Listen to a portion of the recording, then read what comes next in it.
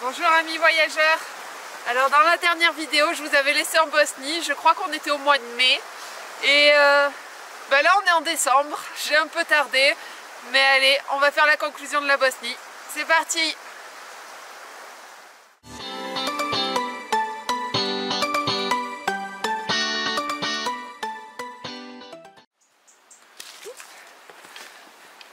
Alors pendant que j'essaye de ne pas me perdre dans cette promenade qui est assez sauvage, on va se lancer sur les paysages de Bosnie. Alors pour petit rappel, la Bosnie on devait y passer 3 ou 4 jours en se limitant à la zone de Mostar et puis au final, Covid étant, on y a passé 3 semaines. On y a passé 3 semaines et on a fait le pays entier et c'était une extraordinaire surprise, c'était magnifique. On vous met quelques images en musique pour vous montrer la beauté de la Bosnie.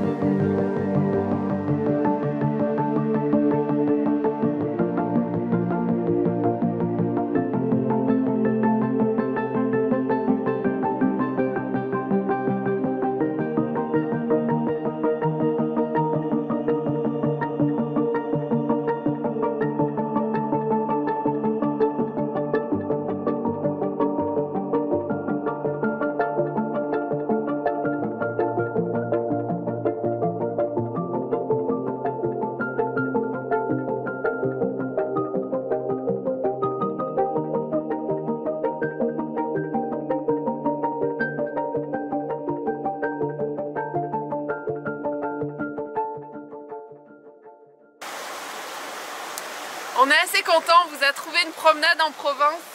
Ça s'appelle les gorges de Karami, ça nous rappelle un petit peu la Bosnie avec de l'eau claire. Bon, c'est pas le même niveau, mais on est content. Donc maintenant, on va parler des spots en Bosnie. Donc là-bas, c'est complètement libre, on pouvait se garer où on le souhaitait. Et vraiment, on a fait des spots incroyables, en bord de rivières, au sommet de montagnes, dans des forêts. Bref, en Bosnie, on s'est vraiment régalé au niveau des spots. Pareil, en images, j'espère que je vais vous donner du rêve là-dessus. C'était vraiment un des pays les plus beaux qu'on ait fait pour les spots en van.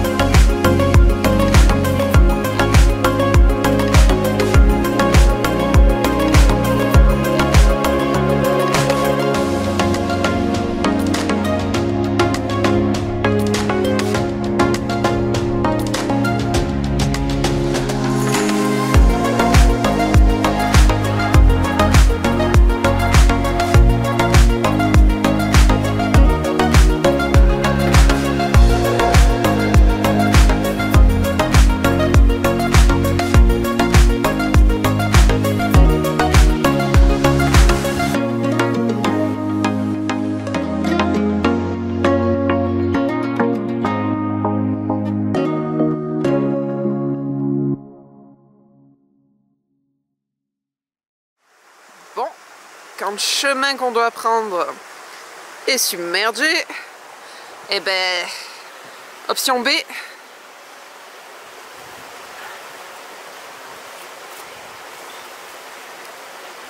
Eh, ça fait longtemps, hein. Je me moque, mais il va falloir que je passe aussi derrière. Allez, à mon tour. Et vous savez quoi? Eh ben c'est un chemin de randonnée, ça. Notre petit coin d'escalade est là. Et là, voilà. C'est le chemin de rando quand l'autre est submergé. Clairement, je crois que c'est pas beaucoup utilisé. Allez, retournant en Bosnie, c'était plus safe. Ah, on a retrouvé le chemin.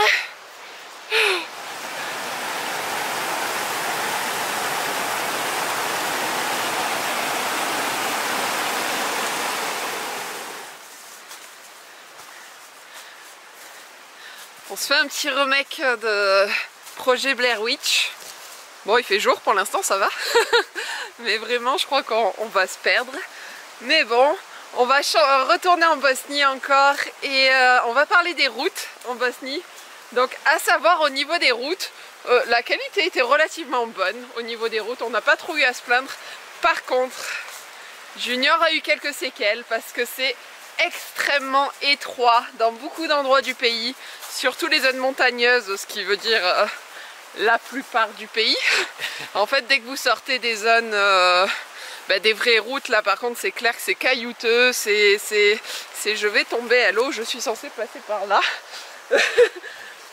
et ouais, il y avait des endroits où la route carrément disparaît, ça c'est boulé, comme je suis sur le point de faire d'ailleurs. Et il y a un moment où on a eu le choix entre la falaise ou se prendre un trottoir, et Junior s'est pris un trottoir. Voilà, donc à savoir au niveau des routes, qualité assez bonne sur les routes principales, mais dès que vous en sortez, par contre, là, c'est difficile. Et alors si vous avez un camping-car, donc un véhicule large, mais je déconseille absolument, quoi. On s'est pris quelques petits moments de stress quand même. Ah, comme maintenant.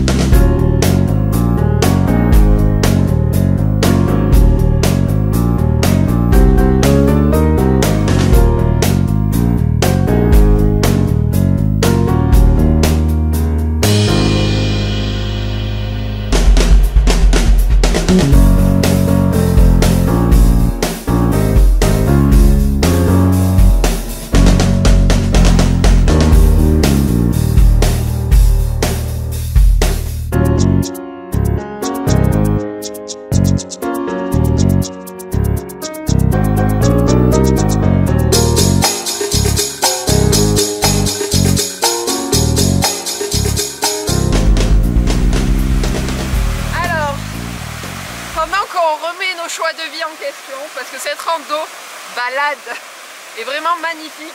Il y a des points de vue, c'est super beau, la rivière est claire, on se régale, mais il n'y a pas de chemin. On fait de l'escalade, on essaye de ne pas glisser, enfin bon, c'est compliqué. Mais bon, on va continuer. On va revenir sur les déchets en Bosnie. Alors, contrairement à ce qu'on aurait pu imaginer, c'était pas si sale que ça. Il y avait des zones, je pense qu'en fait c'est très condensé là où ils mettent leurs déchets, donc il y a des rivières où ça fait vraiment sapin de Noël niveau déchets, et d'autres c'est d'une clarté incroyable, absolument propre, c'est niveau croate. Il y a par exemple, nous on l'a pas vu mais c'est célèbre, autour de Mostar, il y a des zones de déchets à ciel ouvert, c'est juste qu'on ne les voit pas. Donc c'est vrai qu'en tant que voyageur on n'a pas eu cette impression de pays sale et c'était assez agréable. Allez, on va continuer parce qu'il faut qu'on se sorte d'ici quand même à un moment donné. Alors on va profiter d'être dans ce bel espace ouvert pour faire le bilan de la Bosnie. où on est resté 21 jours et on a dépensé en moyenne 42 € à deux, tout compris, en moyenne par jour. Le plus gros de nos dépenses, c'était l'essence, enfin le diesel pour nous, super pas cher. C'était 90 centimes à l'époque, le litre de diesel, donc vraiment c'était chouette. Mais on a quand même claqué 280 € parce que voilà, 21 jours, on a beaucoup conduit, on a fait le pays entier, c'est beaucoup de montagnes, donc à prévoir, ça part quand même. Au niveau des courses, on a dépensé 230 € et resto, on a fait beaucoup de resto parce que c'était vraiment pas cher et on a claqué 170 € à peu près de resto à deux. Voilà. Et au niveau des activités, il n'y a pas grand chose de payant, mais on a quand même dépensé 90 €. Entre autres, on a fait des visites guidées avec des guides privés. Bref, on s'est fait plaisir. La Bosnie, c'est un pays pas cher. Pour moi, c'est un peu comme la Croatie, mais en pas cher. Donc vraiment, on va en reparler dans la conclusion, mais financièrement, c'est un super pays à faire. Et ici, c'est trop beau.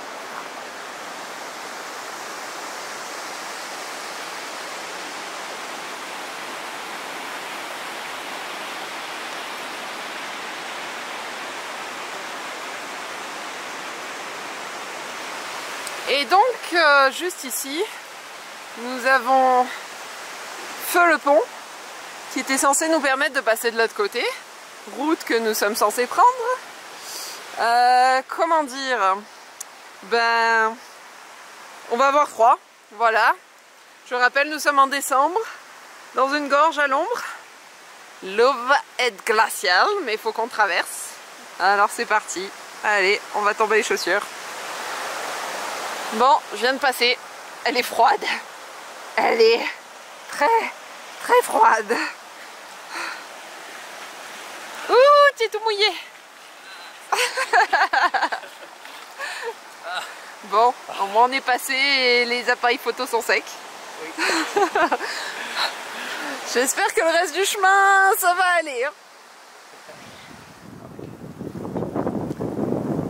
Donc là, on se retrouve sur un vrai chemin. Il y a juste quelques centaines de mètres de descente pour rejoindre le van. Du coup, on va faire la conclusion dans le van. Allez.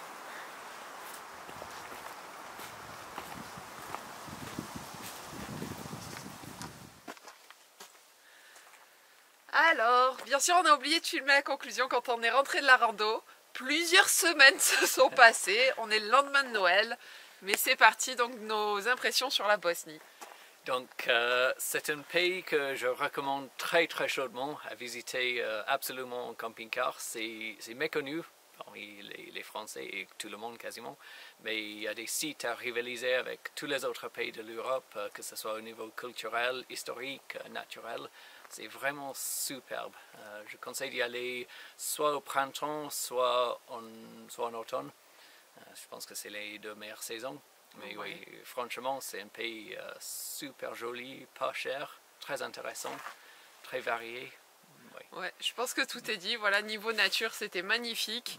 C'est à peu près comme la Croatie, mais vraiment les touristes en moins, le prix beaucoup plus bas et grande liberté au niveau camping-car. Donc on pouvait se garer absolument où on voulait, même à côté des cascades, des rivières, tout. Donc absolument magnifique. On y a bien mangé pour vraiment pas cher. Les gens étaient adorables. Et niveau insécurité, au final, pas du tout. Voilà, juste les routes très étroites et pas forcément super état. Mais bon, mis à part ça. Donc vraiment, nous, c'est un pays qu'on a mis au sommet de notre liste. On avait dit que c'était notre deuxième préféré de tout le voyage. Donc vraiment, ne pas se limiter à Mostar, comme beaucoup de gens font, juste faire Mostar-Sarajevo. Le pays entier, il est vraiment top. Voilà, donc on se dit à bientôt pour la prochaine vidéo. Je sais même pas où elle est. Je crois que c'est en Suisse, donc on se dit à la prochaine vidéo en Suisse. Allez, ciao. Ciao.